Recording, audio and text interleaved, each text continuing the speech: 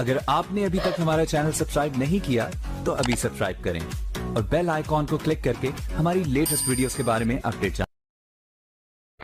نحمده ونصلي على رسوله الكريم اما بعد فاعوذ بالله من الشيطان الرجيم بسم الله الرحمن الرحيم قال الله تعالى في القرآن المجيد والفرقان الحميد ما سلككم في سقر قالوا لم نك من المصلين ولم نك نطعم المسكين وكنا نخوض مع الخائنين وكنا نكذب بيوم الدين حتى أتانا اليقين صدق الله العظيم وصدق رسوله النبي الأمين الكريم ونحن على ذلك لمن الشاهدين والشاكرين والحمد لله رب العالمين۔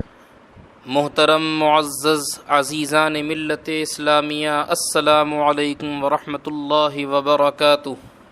خطبہ مسنونہ کے بعد میں نے آپ حضرات کے سامنے سورہ مدثر کی 41 سے لے کر 47ویں آیت تک تلاوت کرنے کا شرف حاصل کیا۔ ان آیتوں کا ترجمہ اور تشریح کرنے سے قبل آئیے ہم اور آپ مل کر ایک مرتبہ بارگاہ رسالت مآب حضور سید عالم محمد الرسول اللہ صلی اللہ علیہ وسلم میں درود پاک کا نذرانہ پیش کریں۔ پڑھیے اللہم صلی علی سیدنا و شفیعنا و نبینا و مولانا محمد وعلی آلہ و اصحابہ وبارک وسلم۔ صلاۃ و سلام علیک یا رسول اللہ۔ اللہ تبارک و تعالی اپنے مقدس کلام میں ارشاد فرما رہا ہے، ما سلککم فی سقر، کون سی چیز تمہیں دوزخ میں لے گئی؟ قالوا لم نک من المصلین، وہ کہیں گے کہ ہم نمازیوں میں سے نہیں تھے۔ ولم نک نطعم المسکین، اور ہم مسکین کو کھانا نہیں کھلاتے تھے۔ وَكُنَّا نَخُوضُ مَعَ الْخَائِضِينَ، اور بیہودہ فکر والوں کے ساتھ بیہودہ باتیں سوچتے تھے۔ وَكُنَّا نُكَذِّبُ بِيَوْمِ الدِّينِ، اور ہم انصاف کے دن کو جھٹلاتے رہے، یعنی قیامت کے دن کو جھٹلاتے رہے۔ حَتَّى أَتَانَا الْيَقِينَ، یہاں تک کہ ہمیں موت آ گئی۔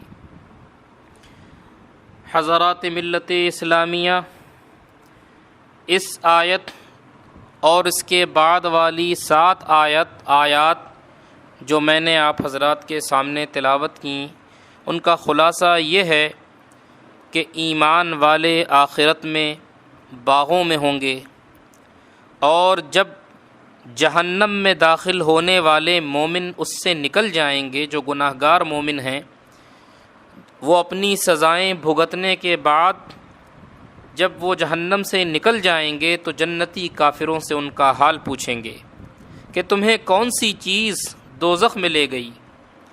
وہ انہیں جواب دیتے ہوئے کہیں گے کہ ہم دنیا میں نماز پڑھنے والوں میں سے نہیں تھے، کیونکہ ہم نماز کے فرض ہونے کا اعتقاد نہیں رکھتے تھے، اور مسلمانوں کی طرح مسکین پر صدقہ نہیں کرتے تھے، اور اللہ تعالیٰ کی آیات کے بارے میں بیہودہ فکر کرنے والوں کے ساتھ بیٹھ کر بیہودہ باتیں سوچتے تھے، اور ان کے بارے میں جھوٹی باتیں بولتے تھے، اور ہم انصاف کے اس دن کو جھٹلاتے رہے جس میں اعمال کا حساب ہوگا اور ان کی جزا دی جائے گی، یہاں تک کہ ہمیں موت آئی اور ہم ان مذموم افعال کی وجہ سے ہمیشہ کے لیے جہنم میں داخل ہو گئے۔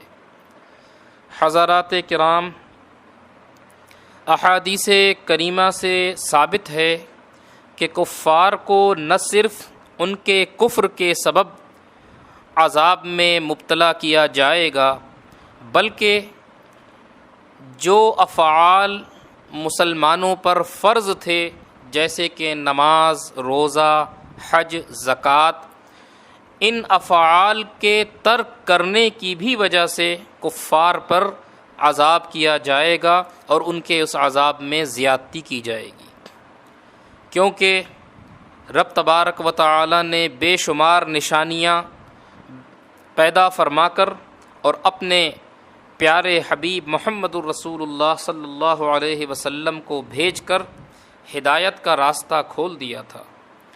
اب جب مکمل طریقے سے قرآن کریم کا نزول ہو چکا، ہدایت ان تک پہنچ چکی، اور اس کے باوجود بھی وہ لوگ ہدایت یافتہ نہ ہوئے، بلکہ اپنی سرکشی اور اپنی گمراہی میں اڑے رہے، ہٹ دھرمی میں اڑے رہے، لہٰذا ان کو ان کی اس سرکشی کے ساتھ ساتھ ان اعمال کا، جو اعمال مسلمانوں پر فرض ہیں، ان کے ترک کرنے کا بھی عذاب ان کافرین کو دیا جائے گا۔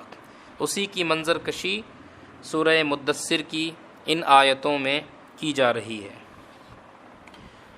حضرات ملت اسلامیہ، چونکہ آخرت سے متعلق ان آیات میں آخرت کی منظر کشی کی جا رہی ہے، لہٰذا کچھ روایتیں آپ حضرات ملاحظہ فرمائیں۔ ایک مرتبہ اللہ کے رسول صلی اللہ علیہ وسلم فجر کی نماز میں کچھ دیر سے تشریف لائے۔ آپ نے مختصراً نماز پڑھائی اور پھر صحابہ سے فرمایا کہ میری دیر سے آنے کی وجہ یہ ہے کہ رات ہم نے تہجد کی نماز ادا کی، اس کے بعد ہماری آنکھ لگ گئی۔ فرماتے ہیں کہ میں دیکھتا ہوں کہ اللہ تعالیٰ بہترین صورت میں میرے سامنے آتا ہے اور فرماتا ہے کہ بتاؤ محمد مصطفیٰ صلی اللہ علیہ وسلم، ملائے اعلیٰ آپس میں کیا باتیں کر رہے ہیں؟ اللہ کے جو مقرب فرشتے ہیں ان کو ملائے اعلیٰ بھی کہا جاتا ہے، انہیں اللہ کا انتہائی قرب حاصل ہوتا ہے۔ اللہ کے رسول فرماتے ہیں کہ رب تبارک و تعالی بہترین صورت میں میرے سامنے آتا ہے اور فرماتا ہے بتاؤ محمد مصطفیٰ صلی اللہ علیہ وسلم، ملائے اعلیٰ آپس میں کیا باتیں کر رہے ہیں؟ اللہ کے رسول فرماتے ہیں میں نے کہا مولا میں نہیں جانتا۔ رب تبارک و تعالی نے دست قدرت میرے سینے پر مارا، پھر تو ہر چیز میرے لیے عیاں ہو گئی۔ میں نے کہا کہ یہ کفارات کے بارے میں باتیں کر رہے ہیں۔ کفارات یعنی جن کاموں سے بندے کے گناہ معاف ہوتے ہیں۔ پھر فرمایا کہ کفارہ یہ ہے کہ جماعت کی نماز کے لیے مسجد کی طرف جانا اور ایک نماز کے بعد دوسری نماز کا انتظار کرنا، ناگوار موسم میں مکمل طریقے سے وضو کرنا۔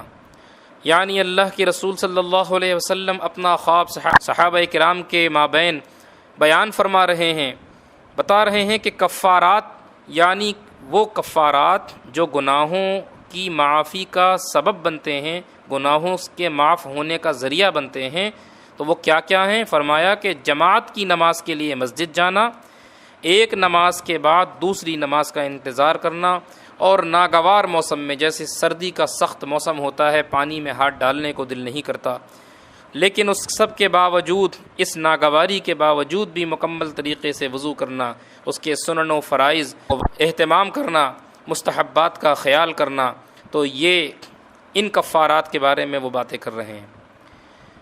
پھر میں نے کہا مولا کہ یہ درجات کے بارے میں باتیں کر رہے ہیں۔ درجات یعنی جن کاموں سے بندے کے درجات بلند ہوتے ہیں، وہ یہ ہیں کہ لوگوں کو کھانا کھلانا، نرمی کے ساتھ بات کرنا اور تہجد کی نماز پڑھنا۔ اس کے بعد اللہ تعالیٰ نے فرمایا کہ مانگو، کیا مانگتے ہو؟ اللہ کے رسول فرماتے ہیں میں نے کہا اللہم انی اسألک حبک وحب من یحبک وحب عمل یقربنا الیک۔ اے اللہ میں تجھ سے تیری محبت مانگتا ہوں اور تیرے محبوبوں کی محبت مانگتا ہوں، اور ایسے عمل کی محبت مانگتا ہوں جو ہمیں تیرے قریب کر دے۔ اللہ کے رسول صلی اللہ علیہ وسلم نے فرمایا اس کے بعد اسے کو یاد کر لو اور اس پر عمل کرو اور دوسروں کو بھی سکھاؤ۔ یعنی آپ نے اللہ سے یہ دعا مانگی اور صحابہ سے فرمایا کہ اسے یاد کر لو اس دعا کو، اور اسے خود بھی اس دعا کو مانگا کرو اللہ سے اور دوسروں کو بھی سکھاؤ۔ حضرات ملت اسلامیہ، اس حدیث پاک کے ابتدائی حصے میں حضور پاک نے گناہوں کی بخشش کے لیے جن 3 چیزوں کو ذریعہ بنایا، ان میں سے پہلی چیز جماعت کی نماز پڑھنا، اور جتنے قدم ہم جماعت کے لیے چلیں گے اتنے ہی گناہ معاف ہوں گے۔ ایک صحابی رسول حضور کی بارگاہ میں حاضر ہوتے ہیں، عرض کرتے ہیں یا رسول اللہ، میں مسجد کے قریب گھر بنانا چاہتا ہوں۔ آپ نے ارشاد فرمایا اپنا گھر وہیں رہنے دو، کیونکہ تم جتنے قدم چلو گے، جتنے قدم چل کر مسجد کی طرف آؤ گے اتنے ہی گناہ معاف ہو جائیں گے۔ دوسری چیز جو آپ نے گناہوں کی بخشش کا جس کو ذریعہ بتایا وہ نماز کا انتظار ہے، کہ ایک نماز سے دوسری نماز کے بیچ جو انتظار بندہ کرتا ہے تو اس انتظار کے سبب بھی یہ انتظار بھی اس کے گناہوں کا کفارہ بنتا ہے، گناہوں کی معافی کا ذریعہ بنتا ہے۔ ایک دوسری حدیث پاک میں حضور پاک نے فرمایا کہ قیامت کے دن 7 لوگ ایسے ہوں گے جن پر اللہ تعالیٰ قیامت کے دن اپنی رحمت کا سایہ فرمائے گا۔ ان میں سے ایک وہ ہوگا جس کا دل مسجد میں لگا رہتا ہے، یعنی ہر وقت اسے یہ فکر رہتی ہے کہ میری نماز کا وقت نہ نکل جائے، فلاں نماز کا وقت ہو گیا، مجھے مسجد کی طرف جانا ہے۔ تو ہر وقت مسجد کی طرف جس کا دل لگا رہتا ہے وہ قیامت کے دن اللہ کی رحمت کے سائے میں ہوگا۔ اور تیسرا ذریعہ جو اللہ کے رسول نے گناہوں کی معافی کا جس کو ذریعہ بتایا، جسے گناہوں کے لیے کفارہ بتایا، فرمایا کہ سخت دشوار موسم میں مکمل طریقے سے وضو کرنا، یعنی سنتوں اور مستحبات کا خیال رکھتے ہوئے وضو کرنا۔ اللہ تعالی ہمیں ان باتوں کو سمجھنے کی اور عمل کرنے کی توفیق عطا فرمائے۔ درجات کی بلندی کے بارے میں اللہ کے رسول نے فرمایا کہ ملائے اعلیٰ درجات کی بلندی کے بارے میں بات کر رہے ہیں، تو فرمایا کہ درجات کی بلندی کیا ہے؟ اطعام الطعام، یعنی لوگوں کو کھانا کھلانا۔ قیامت کے دن رب تبارک و تعالی بندے سے فرمائے گا کہ میں بھوکا تھا، تو نے مجھے کھانا کیوں نہیں کھلایا؟ تو بندہ کہے گا کہ مولا تو تو رب العالمین ہے، تو تو بے نیاز ہے، تجھے کھانے کی کوئی حاجت نہیں۔ مولا فرمائے گا کہ میرے فلاں بندے نے تجھ سے کھانے کا سوال کیا تھا، تو نے اسے کھانا کیوں نہیں کھلایا؟ تو اگر اسے کھانا کھلا دیتا تو گویا کہ میری رحمت کا سایہ تجھ پر ہوتا، لیکن تو نے اسے کھانا نہیں کھلایا تو گویا کہ تو نے میری نافرمانی کی۔ اسی طریقے سے مولا تعالیٰ فرمائے گا کہ میں بیمار تھا، تو نے میری عیادت کیوں نہیں کی؟ بندہ کہے گا مولا تو پاک ہے، تیرے لیے پاکی ہے، تو بے نیاز ہے، تو ہر عیب سے بے نیاز ہے، ہر عیب سے پاک ہے۔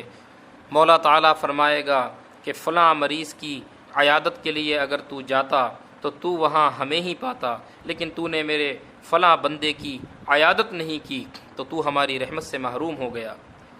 اسی طریقے سے حدیث پاک میں آتا ہے کہ تہجد پڑھنا یہ بھی درجات کی بلندی کا سبب ہے، اور تہجد پڑھنے سے رب تبارک و تعالیٰ کا انتہائی قرب اس بندے کو حاصل ہوتا ہے، اور مولا تعالیٰ آسمان دنیا پر اپنی رحمتوں کا نزول فرماتا ہے حل من مستغفر فاغفر له، کہ کوئی مغفرت کا طلبگار ہے کہ میں اس کی مغفرت کر دوں۔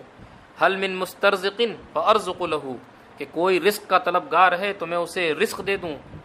حل من مبتلا فاعافی، کیا کوئی ہے جو آزمائش کسی طریقے کی پریشانی میں مبتلا ہے تو میں اسے اس پریشانی سے نجات دے دوں۔ حضرات کرام، یہ ان آیات کے ضمن میں جو احادیثیں میں نے آپ حضرات کے سامنے پیش کیں اس سے ہمیں سبق لینے کی ضرورت ہے کہ درجات کی بلندی اگر چاہیے تو زیادہ سے زیادہ غربا اور مساکین کو کھانا کھلائیے، کھانا کھلانے کا اہتمام کیجیے، اور مریض کی عیادت کریے۔ اسی طریقے سے اللہ کے قرب کے لیے تہجد کی نماز پڑھیے، اور تہجد کی نماز پڑھنے کے بعد رب تعالیٰ سے دعا کیجیے، کیونکہ اس وقت اللہ کی رحمتوں کا نزول آسمان دنیا پر ہوتا ہے، اور مولا تعالیٰ مغفرت کے طلبگار کو مغفرت بخشتا ہے، رزق کے طلبگار کو رزق عطا فرماتا ہے۔ اللہ تبارک و تعالیٰ سے دعا ہے کہ وہ مجھے اور آپ کو عمل خیر کی توفیق عطا فرمائے۔ وما علینا الا البلاغ۔ السلام علیکم ورحمۃ اللہ وبرکاتہ۔